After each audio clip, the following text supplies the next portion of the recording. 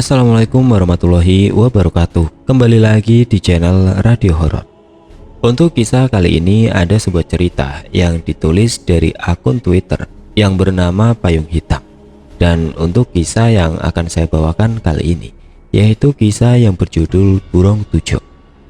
Sebelum kita masuk ke ceritanya, tekan dulu tombol like video ini dan jangan lupa tekan juga tombol subscribe channel ini dan nyalakan juga lonceng notifikasinya agar teman-teman tidak ketinggalan cerita-cerita baru dari channel ini. Dan bagi teman-teman yang ingin membaca langsung ceritanya, nanti silakan saja kunjungi linknya yang nanti akan saya sertakan di kolom deskripsi. Dan jangan lupa follow juga akun Twitter penulis. Dan seperti apa untuk kisah kali ini? Langsung saja kita simak berikut ini.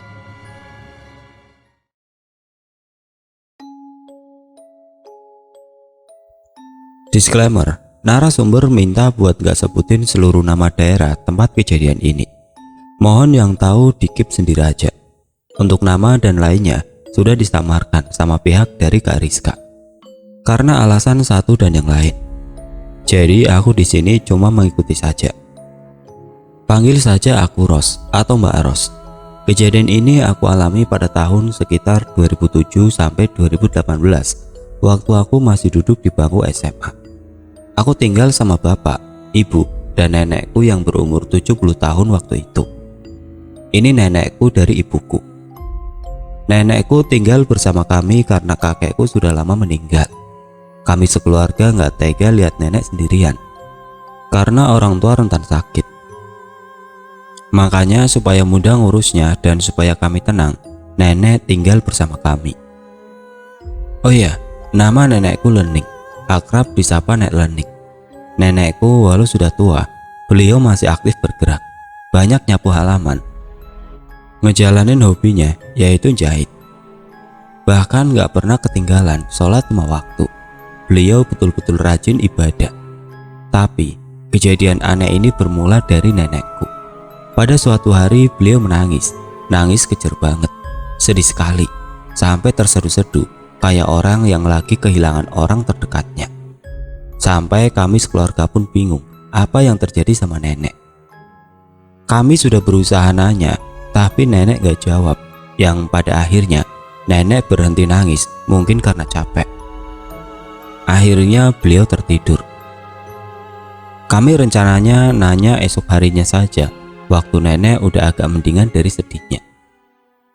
Besoknya ibuku yang nanya ke nenek ada apa semalam nangis. Tapi jawaban nenek cuma ngerasa sangat-sangat bersalah sama seseorang. Beliau betul-betul menyesali perbuatannya yang entah apa itu, karena setiap ditanya pasti dialihkan sama nenek. Jawabannya selalu ngelantur. Hari-hari kami jalani yang mana nenekku masih suka nangis sesekali, tapi gak sering dan kami pun gak mikir kemana-mana. Tapi di akhir tahun 2007 nenekku semakin intens atau sering nangisnya. Bisa-bisa 1 minggu beliau nangis setiap hari. Kami semakin bingung, gak tega juga lihat nenek yang selalu sedih. Ditanya pun jawabannya selalu di inti yang sama-sama, menyesali perbuatannya dulu. Tapi kami gak tahu apa yang nenek perbuat dan pada siapa beliau merasa bersalah. Kekhawatiran kami ini tanpa kami sadari adalah awal dari sesuatu yang akan menimpa kami ke depannya. Ibu juga beberapa kali nanya ke warga desa yang siapa tahu paham soal apa yang dialami nenek. Akhirnya ibu yang aktif ikut pengajian setiap Jumat sore di masjid nanya ke Pak Ustadz yang memimpin pengajian. Ibu mikirnya pasti Pak Ustadz ini paham sama yang dialami nenek. Di pengajian itu Pak Ustadz meminta untuk berkunjung ke rumah kami supaya ketemu langsung sama nenek. Beberapa hari kemudian Pak Ustadz datang ke rumah kami. Niatnya nenek diarahkan supaya nggak sedih lagi, mendekati Tuhan, memohon ampun dari kesalahan dan lain-lain. Tapi sebelum dinasihati Pak Ustadz, pertanyaan Pak Ustadz pun nggak ada yang terjawab logis sama nenek. Malah jawaban makin ngelantur. Kayak contoh nenekku menyesal karena pernah potong rambut terlalu pendek. Jadi beliau malunya sampai sekarang. Itu satu contoh. Sebetulnya banyak jawaban ngelantur nenek yang kami gak paham ujungnya. Akhirnya Pak Ustadz nyaranin kalau nenek masih sering nangis biar dibawa ke guru dari Pak Ustadz ini. Tapi memang rumahnya jauh dari desa kami. Udah beda kabupaten malah. Karena lokasinya yang terlalu jauh itu, kami nggak langsung bawa nenek ke sana. Walaupun nenek masih beberapa kali nangis. Kami ke sana juga harus rombongan. Ya, yang pasti ibu, bapak, aku, Pak Ustadz, belum lagi nenek, dan harus pakai mobil atau angkutan umum. Sedangkan keluarga kami nggak punya mobil. Semakin hari keadaan nenek semakin parah. Kami juga nggak jarang dibuat merinding dan kesal. Beberapa kali kami lihat nenek sholat nggak hadap ke kiblat. Hari ini misal hadap ke selatan, besok ke utara, besok ke barat, random pokoknya. Bapak juga udah ngingetin ke nenek kalau arah kiblatnya salah, tapi tetap saja besoknya diulang lagi.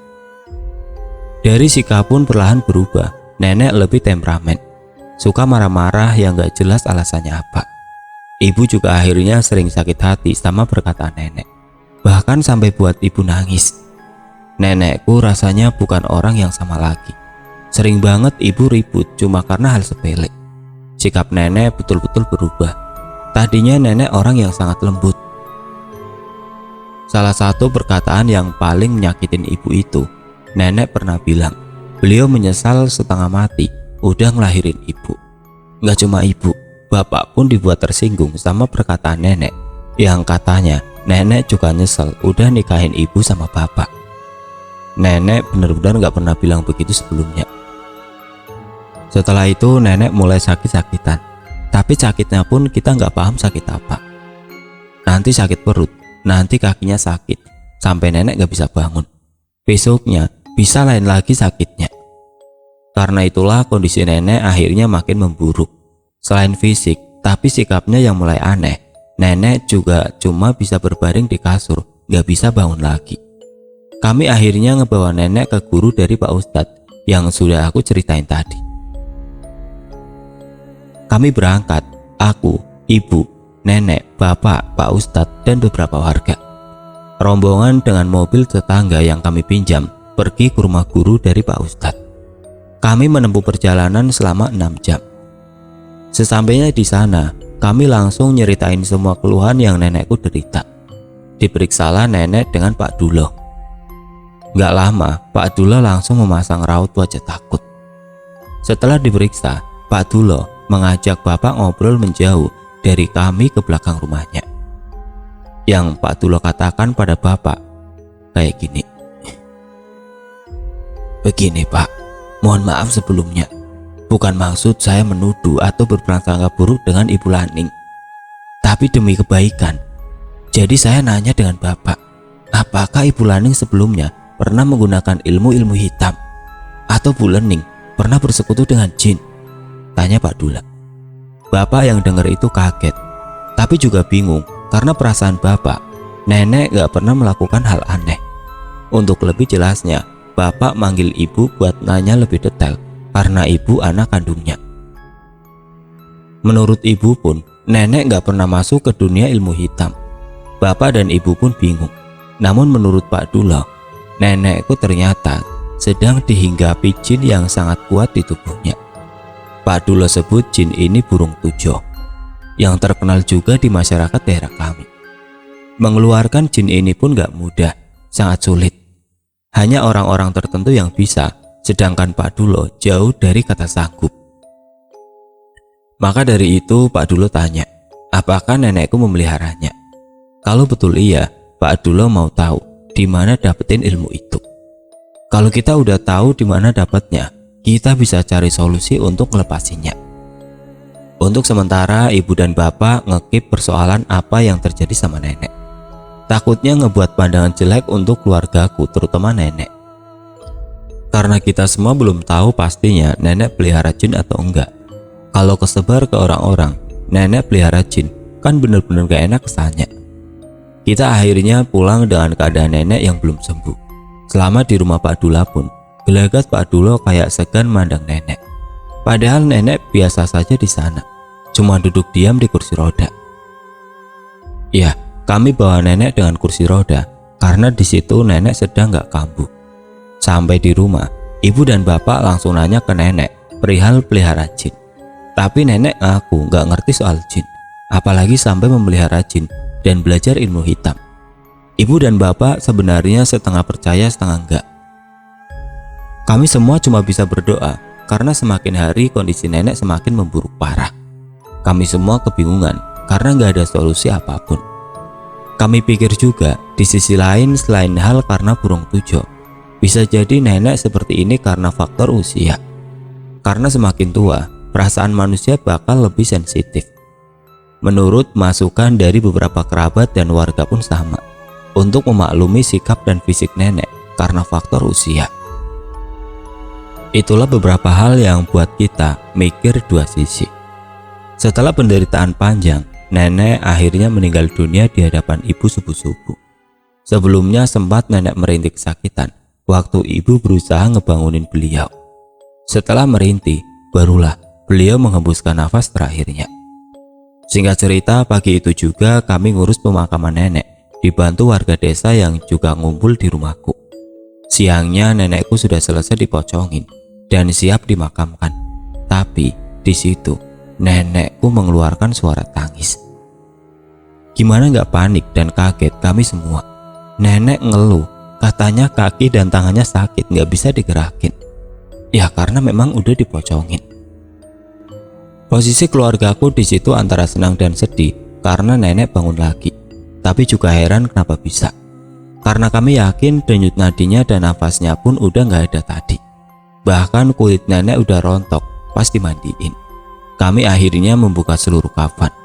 Disinilah nenek mulai berhenti menangis dan bangun duduk dari tidurnya. Wajahnya berubah ekspresi datar.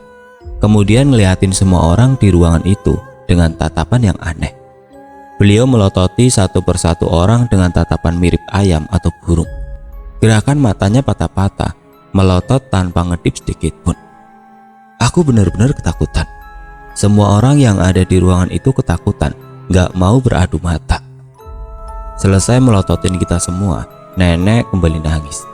Akhirnya Pak Ustadz yang melerai semuanya untuk mendoakan nenek. Semuanya yang ada di ruangan mengikuti doa Pak Ustadz. Setelah doa, nenek digotong ke kamar lalu dibaringkan. Kami merasa ini betul ada yang gak beres. Tapi cuma aku, ibu, bapak aja yang tahu kemungkinan kalau nenek pelihara jin. Aku tahu kemungkinan nenek pelihara jin ya cerita dari ibu. Ibu selalu beri pesan ke aku untuk gak buka mulut mengenai ini. Tapi kayaknya warga desa udah mulai menduga nenekku ada yang gak beres. Tapi entah apa yang ada di pikiran warga. Yang jelas, pasti ada di antara mereka yang berpikiran masalah nenekku ini ada sangkut pautnya dengan jin. Setelah kejadian nenekku bangun lagi dari meninggalnya, beberapa bagian tubuh nenek mulai membusuk, bahkan sampai mengeluarkan bau busuk. Untuk meminimalisir bau, kami menabur kapur barus di sekitar nenek. Pagi, siang, malam, nenek masih tetap nangis. Dan nenek pun seperti udah gak bisa ngomong lagi selama sebulan. Sampai suatu malam jam 9, nenek tiba-tiba manggil ibu. Malah kami semua yang datang karena nenek akhirnya bisa ngomong. Ternyata malam itu nenek minta sholat. Bapak sudah bilang lebih baik sholat dalam posisi berbaring dan gak perlu wudhu. Tapi nenek maksa buat ke kamar mandi. Ya udah akhirnya nenek diantar untuk ambil air wudhu dengan dipopong. Tapi di situ nenek tiba-tiba bangun sendiri tanpa bantuan dan jalan sendiri. Walaupun awalnya jalan semboyongan, tapi kita tetap bingung. Tiba-tiba bisa jalan. Ibulah yang antar nenek ambil wudhu sambil dituntun. Mulailah di situ nenek sholat seperti orang biasa berdiri, tapi dijagain sama bapak dan ibu dari jauh. Takut nenek tiba-tiba jatuh. Tapi setelah diamatin, nenek gak ruku-ruku dan sujud. Berdiri aja begitu hampir setengah jam. Gak lama nenek loncat-loncat di atas sajadah yang akhirnya setelah itu jatuh. Ibu langsung membawa nenek ke kasur untuk dibaringkan. Posisi nenek gak sadarkan diri, tapi matanya menatap kosong melotot ke langit-langit kamar. Makin parah lagi setelah kejadian barusan. Nenek gak mengedipkan matanya sama sekali. Udah berulang kali Pak Ustadz diminta untuk datang mendoakan, tapi gak ada hasil apapun. Kemudian masalah ini akhirnya merembet ke seluruh warga desa tempatku tinggal. Tepat seminggu setelah kejadian yang tadi aku ceritakan. Suatu sore ibu lagi masak di dapur. Lalu tiba-tiba dengar suara nenek nangis. Yang buat aneh, suaranya berasal dari halaman belakang.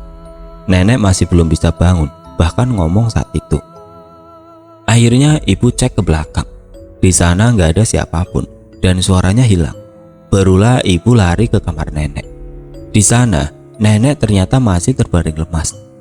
Aku yang bingung, langsung tanya ke ibu sebetulnya ada apa. Tapi nggak langsung dijawab.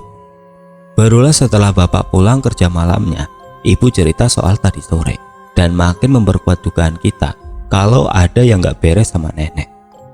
Lagi-lagi kita, terutama ibu, yang minta ke bapak buat cariin orang yang bisa nangani nenek.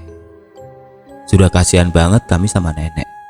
Malam itu kita usahain lewatin untuk tetap tenang. Tapi tiba-tiba ada yang ketuk pintu, terkesan buru-buru dan ketakutan. Ternyata itu beberapa pemuda desa. Pemuda itu bilang ngelihat nenek ada di lapangan kosong di desa kami. Karena bingung nenekku mau apa, disamperinlah. Pas dideketin mau ditanya, nenek langsung ke arah pohon dan manjat dengan cepat. Terus menghilang gitu aja. Itu jelas banget mereka lihat. Betul-betul jelas. Setelah itu bapak langsung cek ke kamar nenek. Ya, nenek masih di posisi yang sama, terbaring. Pemuda itu akhirnya pulang ke rumah masing-masing karena sudah malam juga. Ibu mengaitkan kemiripan kejadian yang sama kayak yang dialaminya sore tadi. Cuma bedanya ibu dengar suaranya saja. Besok harinya bapak sampai izin gak masuk kerja, cuma buat nyariin orang pinter buat nenek yang dibantu Pak Ustadz. Berhari-hari nyari orang pinter gak juga dapet. Tapi keluhan warga yang ngelapor ke kami soal ngelihat nenek berkeliaran makin banyak. Kayak mereka ini diteror dengan nenekku. Contoh teror yang dialami sama warga yaitu ngelihat nenek duduk di teras, bahkan sering juga yang denger nenek nangis. Padahal semenjak sebulan lalu nenek gak pernah nangis lagi. Tubuhnya cuma terbaring mandangin langit-langit sambil melotot. Bersuara pun cuma menggeram. Entah bagaimana kabar ini tersebar, akhirnya warga menilai nenekku memelihara jin. Bahkan keluarga kami pun dibilang memelihara jin. Tapi ada juga warga yang simpati karena musibah yang menimpa kami. Warga desa juga banyak yang saranin untuk didatangkan beberapa orang pintar. Tetap hasilnya nihil. Ya udah, ujungnya nelpon Pak Dula lagi, guru dari Pak Ustadz. Kenapa ke Pak Dula lagi? Ya karena cuma beliaulah yang paling detail kasih tahu infonya.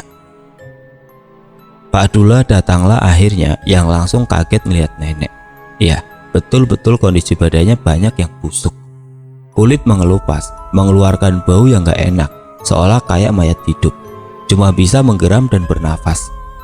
Di situ Pak Dula menerawang sebisa beliau tanpa ngobatin. Simpelnya, menurut beliau, ada banyak jin yang terperangkap di tubuh nenek. Ini bukan nenekku lagi. Jiwa nenekku sudah nggak ada di raga itu. Jiwa nenekku terpaksa keluar karena sudah terlalu pengap di sana. Terlalu banyak jin yang terperangkap. Ini semua akibat burung tujo. Ya, burung tujo ini membuka pagar badan manusia sampai nyedot semua jin yang ada di sekitar. Jin itu akhirnya terperangkap dan gak bisa keluar. Terkuncilah, jin-jin itu juga banyak yang nangis di dalam sana. Kami juga penasaran soal burung tujo yang menyerang nenek. Jadi ternyata burung tujo itu bentuknya bukan menyerupai burung. Jadi burung tujo itu bahasa daerah kuno dari daerah kami yang artinya jin tujuh. Lalu soal bentuk aslinya juga nggak bisa dipastikan kayak apa. Orang-orang yang bisa menguasai burung tujo sudah pasti bisa menguasai semua atas kehendak burung tujo. Dan sudah pasti orang-orang tersebut bukan orang baik. Mereka musyrik, lupa akan peran Tuhan. Tapi semoga nenekku punya tujuan yang baik memelihara burung tujo ini.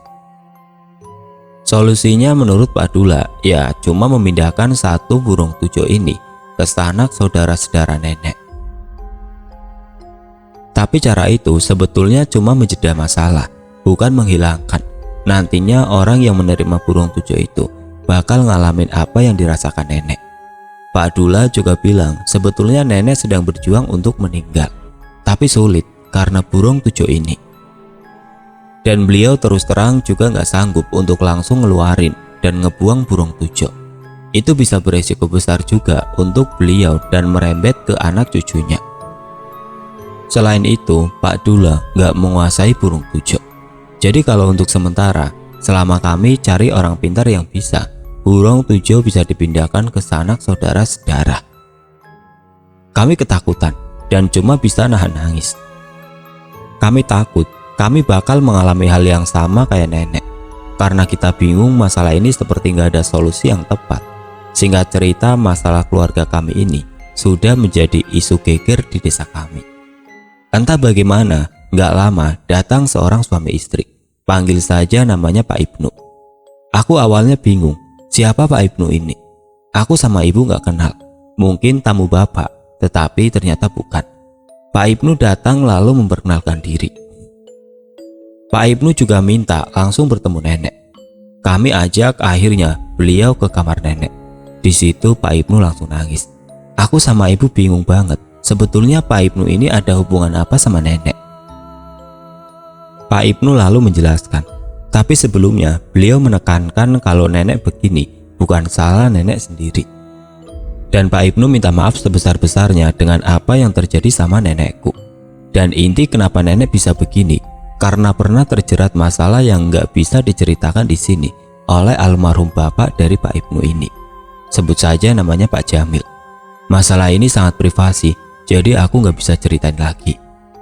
Intinya, masalah besar waktu Pak Jamil ini masih muda. Dan nenekku juga masih muda. Pak Ibnu betul-betul menyesali perbuatan ayahnya yang sampai ngebuat nenek jadi begini. Pak Jamil waktu itu benar-benar kecewa banget sama nenek, yang akhirnya dikirim burung tujo 3 tahun setelah nenekku menikah pada tahun 67. Tujuan dari santet burung tujo ini juga bukan untuk orang cepat mati, tapi justru sebaliknya. Jin ini nggak langsung bereaksi, tapi ketika korbannya mendekati ajal, barulah jin ini mulai menjalankan tugasnya. Kami sebetulnya nggak mau terlarut dalam hal musyrik ini, tapi saat itu kami sudah kalut dan nggak bisa lagi mikir positif. Pak Ibnu tahu semua ini karena diceritakan ibunya, yang sebetulnya waktu itu ibunya Pak Ibnu pun nggak setuju Pak Jamil ngirim santet ini ke nenekku. Pak Ibnu terus-terusan meminta maaf pada kami. Selain kondisi nenek, keluarga kami yang jadi banyak cobaan, ditambah desas-desus warga yang bilang nenek memelihara jin. Jadi karena itu Pak Ibnu selaku perwakilan dari almarhum Pak Jamil ayahnya memohon maaf sebesar-besarnya. Mengenai bagaimana caranya terlepas dari burung tujo, sebetulnya Pak Ibnu enggak menyarankan dipindahkan ke anak cucu dan siapapun untuk tumbal. Walaupun Pak Ibnu belum tahu juga solusinya, tapi beliau janji terus mengawal keluarga kami sampai nenek sembuh sebisa beliau. Kami cuma dapat jawaban tanpa solusi, sementara keadaan nenek yang makin buruk seperti mayat hidup. Belum lagi warga yang selalu ketakutan. Teror dari sosok menyerupai nenekku masih berkeliaran. Bahkan orang-orang enggan lewat depan rumahku. Singkat cerita, setahun kemudian Pak Ibnu akhirnya menemukan orang yang bisa mengendalikan burung tujo. Sebetulnya bukan orang yang mempelajari ilmunya, tapi hanya sekedar keturunan dari kakeknya yang bisa menguasai burung tujo. Di sini orang pintar itu mengklarifikasikan kalau sebetulnya burung tujo nggak sesulit yang dibayangkan orang-orang. Sebetulnya ilmu ini pun bisa juga untuk hal-hal baik, seperti yang diterapkan kakek dari orang pintar ini. Burung tujo dipergunakan untuk mengobati penyakit-penyakit gaib. Burung tujo yang dipergunakan oleh Pak Jamil justru hanya untuk melayani dendamnya ke nenekku. Solusinya ternyata cuma satu, permintaan maaf yang tulus. Seharusnya yang meminta maaf adalah Pak Jamilnya sendiri, tapi berhubung beliau sudah meninggal, keluarga neneklah yaitu kami yang harus meminta maaf. Permintaan maaf ini juga harus diniatkan dan tulus. Nenekku harus mendatangi kuburan dari Pak Jamil untuk meminta maaf. Dan yang paling penting, setelah meminta maaf, kami diminta untuk melupakan ini, jangan sampai diungkit lagi. Jika Tuhan mengizinkan, insya Allah masalah ini akan hilang. dan nenekku pun bisa istirahat dengan tenang. Mendengar ini, keluargaku seperti dapat harapan baru. Kami langsung mengiyakan untuk pergi ke rumah keluarga Pak Jamil. Nenek dibantu kursi roda dan kami ditumpangi mobil dari Pak Ibnu. Akhirnya berangkat ke rumah keluarga Pak Jamil. Di sana kami disambut karena Pak Ibnu juga sebetulnya sudah mengumumkan ke keluarganya untuk berkumpul memaafkan nenekku. Dan kami pun meminta maaf atas kesalahan dari nenekku juga. Keluarga Pak Jamil pastinya juga meminta maaf atas yang almarhum lakukan ke nenek. Pokoknya di sana kami saling maaf-maafan. Setelah kunjungan kami ke sana, di rumah kami diadakan doa bersama. Keluarga dari Pak Jamil pun ikut bantu persiapan kami mengaji. Kami berdoa, semoga Tuhan menghendaki nenekku. Kami akhirnya lebih dekat dengan keluarga Pak Jamil, seperti keluarga sendiri. Itu juga karena perasaan keluarganya yang merasa betul-betul bersalah. Singkat cerita, beberapa hari setelah pengajian itu, nenekku betul-betul meninggal. Banyak sekali dukun, orang pintar yang datang waktu nenek meninggal meminta burung tujo yang sudah total keluar dari tubuh nenekku. Ternyata burung tujo ini menurut orang-orang yang paham sangat dicari-cari dan mahal. Selama proses membuangnya pun kami dibantu dengan bapak yang tadi aku ceritakan, yang keturunan pemilik burung tujo itu. Kami sekeluarga nggak mengizinkan untuk orang lain memiliki burung tujo tersebut karena takut lagi disalahgunakan. Begitulah pengalaman hidupku dan keluargaku yang betul-betul enggak mengenakan. Dendam itu berbahaya. Jangan sampai kita punya dendam. Banyak enggak baik pokoknya.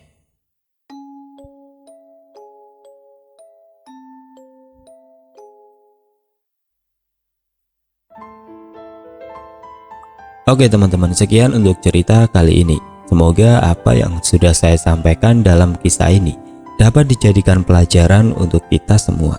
Dan bagi teman-teman yang baru bergabung, jangan lupa untuk like, komen, share, serta subscribe channel ini. Dan nantikan kisah-kisah horor berikutnya tetap di channel Radio Horor. Wassalamualaikum warahmatullahi wabarakatuh.